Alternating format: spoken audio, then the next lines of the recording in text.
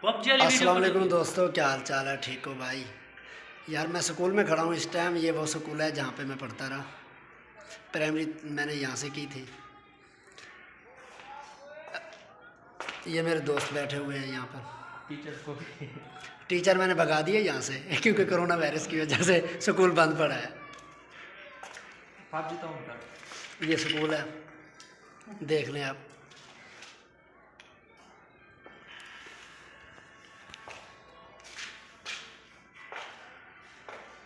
School दिखा रहे हो भाई? कभी पढ़ने तो आए नहीं।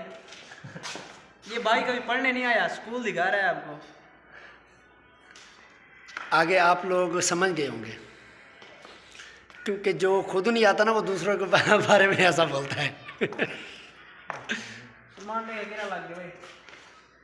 जिधर टेक थी वो लगी थी ना गेम में।